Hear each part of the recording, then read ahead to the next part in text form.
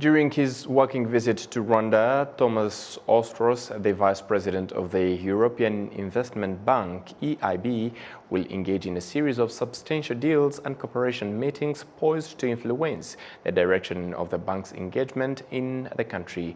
Top of the agenda will be the key sectors that align with EIB's commitment to sustainability, social impact, and innovative financial solutions. In an exclusive interview with RBA's Adam Squizera, he pointed out more about the deals to be signed in a bid to boost investment in Rwanda. Take a look. I think one of the advantages with Rwanda is that we have a broad portfolio of interesting investments ahead of us. We have a very good partnership. Last year I signed a deal with the Development Bank of Rwanda to support climate investments.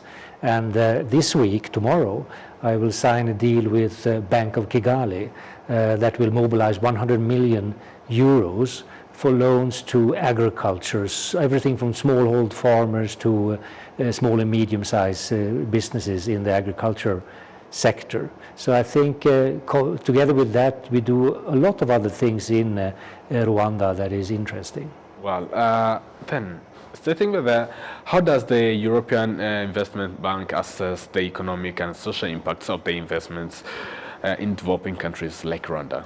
This is very important for us. We want to invest and we want to do impactful investments. We want the investments to really benefit people and their standard of living and prosperity.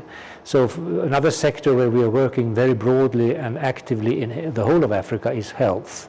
And Rwanda is a little bit of a front runner with the BioNTech investment in vaccine production that was inaugurated last year. We are financing a biomedical center in Kigali that fits very well into the ecosystem of health and life science in Rwanda. Wow.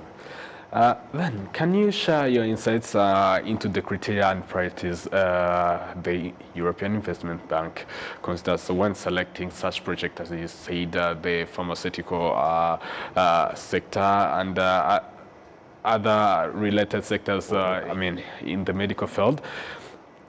So, how do you consider in selecting such projects for funding here in Rwanda particularly? So we do these kind of projects in partnership with Rwandan counterparts. It might be the private sector, but it can also be the public sector. And the European Investment Bank, back home in Luxembourg in Europe, has a strong expertise in the field of climate, energy efficiency, health and life science. So our experts can cooperate with Rwandan experts to really assess if a project has the right impact or not.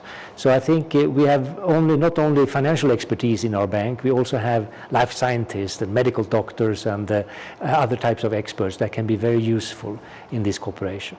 Wow. You talked a bit on the deals to be signed during your visit here in Rwanda. Then could you elaborate the expected outcomes and benefits for Rwanda from this upcoming signed deals with the European Investment Bank? And I want you to also say it about those deals. What are those bills that are even to be signed as part of your working visit here in Rwanda? I'm especially excited that we have gathered bankers now from the whole of East Africa in Rwanda for the East Africa Banking Forum. That's a very good opportunity tomorrow and the day after tomorrow to discuss how to develop the private sector, because we think the private sector development is extremely important at this time. What adds to that is that when we go into this deep partnership with Bank of Kigali, mobilizing together 100 million euros, quite a substantial amount for smallhold farmers or for small and medium-sized corporations in the agriculture sector, we also provide technical assistance to green the financial system. I think this is so important. Climate change is here. It's a threat to the whole world. Also, the financial sector must be helpful in mobilizing private capital to do climate investments. Well, on the aspect of the capacity building, particularly here on the African continent, Thomas Ostros, the Vice President of the European Investment Bank. I want you to ask this question. How does the European Investment Bank support the capacity building and skill development in the countries that it invests in, particularly in Africa? We do it in very practical terms. I mean, we can deploy experts here that cooperate with the local experts. We can, for instance, if you look at the financial sector in Africa, we have trained through capacity building more than 40,000 bank officials in Africa over the last years to be better at climate investments, gender opportunities, to see to that women get credits, all of these aspects that is so important. So I think we can be very practical when we go into deep cooperation with our African partners. As part of the private sector, how does the European Investment Bank envision the private sector involvement in projects it supports? I think this is so crucial for economic development, especially in times when we have many African governments are very constrained by budget constraints. After COVID and after the effects from the brutal Russian invasion of Ukraine with price increases, energy crisis, many governments are very constrained and are fighting budget deficits. We see an opportunity to foster growth in the private sector because they still have capacity to bring more to the table. So I think this is very crucial. Well, sometimes on our continent there are some validated challenges we face, especially in economic-wise. But how does the European Investment Bank and other funds that navigate potential challenges and risk associated with the investment in developing countries, especially here I talk on behalf of Africa, particularly even here in Africa, in the East African region? I see tremendous opportunities. I'm a bit of a structural optimist in that respect. It has been very tough times, no doubt about that, all over the world, not least in Europe. And Africa has struggled with inflation and cost pressures. But I still think that there is a very strong dynamism inside the African economies. And I met so many entrepreneurs, private sector representatives that are so full of ideas and entrepreneurship. So I think if we find the right type of cooperation, we could have a very strong development economically. Rwanda is one of the countries on the continent that is most favorable for doing business in all these measures that is being done. And I think that's a great opportunity for Rwanda to attract private capital. We need massive investments in Africa, but the public sector cannot be alone. We need to get the private sector moving to get the investment needed. Yeah. Before concluding, I'll ask you this question. You said on the various projects you are about to kick off, even to sign the deals within here in Rwanda, and I think you will sign it all over Africa. Then can you share some specific examples of the successful projects you have involved in undertaking similar context and how they positively impacted the host countries in their development? Yes, I think we have plenty of such examples. I mean, we are the climate bank, the world's most advanced international public bank when it comes to climate investments.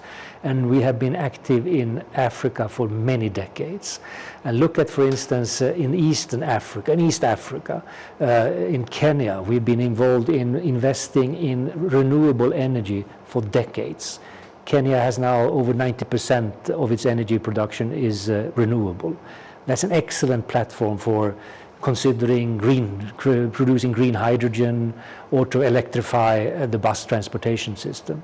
Rwanda can come into the same situation. We have been supporting grid development in Rwanda to see to that electricity reaches out to the whole population.